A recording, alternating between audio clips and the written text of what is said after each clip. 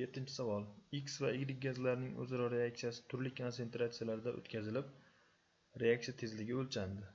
Temperatura konstanta, ya'ni o'zgarmas deyapti. Temperaturani natijalar jadvalda keltirilgan.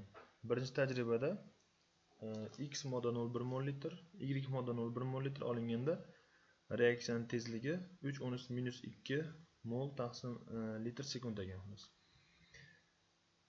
Ikkinchi tajribada X dan 0,1 mol litr, Y dan 0,3 mol litr olganda tezligi 9⁻⁻2 ekan. Uchinchi tajribada 0,2 mol litr X dan 0,1 mol litr Y dan shu ikkalasi olinganda tezligi 6⁻⁻2. To'rtinchi tajriba ham berilyapti. Xo'p. Unga ko'ra quyidagilardan qaysilari to'g'ri? Endi birinchisi aytayapti, tezligi teng konstanta ko'paytirilgan X ning konsentratsiyasi ko'paytirilgan Y ning konsentratsiyasi. Bu to'g'ri. Bizda formulada ham masala ta'siri qonunida konstanta ko'paytiramiz X ning konsentratsiyasini Y ning konsentratsiyasi. To'g'ri fikr. Ikkinchisi, tezlik konstantasi 3 ga teng. Xo'p, xohlagan tajribamiz orqali konstantani topsak bo'ladi. Shunda X 0,1 berildi. Xo'p, Y 0,1 berildi. Birinchi tajriba orqali topyapmiz. Tezligi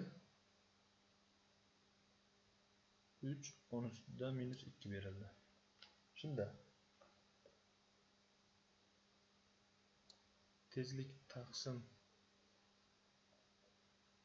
X ni Y natija kelib chiqadi konstanta.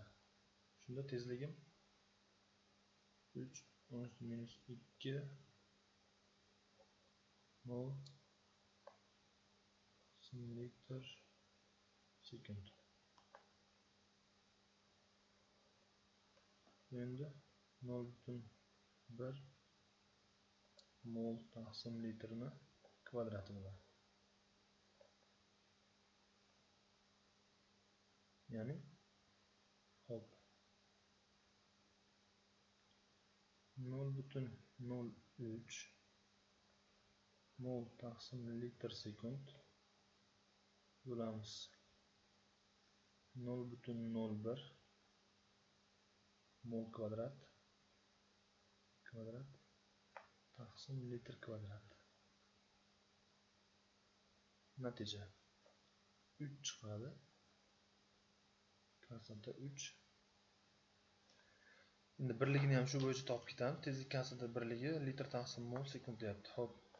Mol bilan mol kvadrat qisqaradi. Bu yerda mol ketadi. Litr bilan litr kvadratning kvadrati qisqaradi. Sekund qoladi. Demak 3 litr taqsim mol sekund. Demak 2 ham to'g'ri ekan, 1 ham to'g'ri ekan, 3 ham to'g'ri ekan. B javob to'g'ri bo'ladi.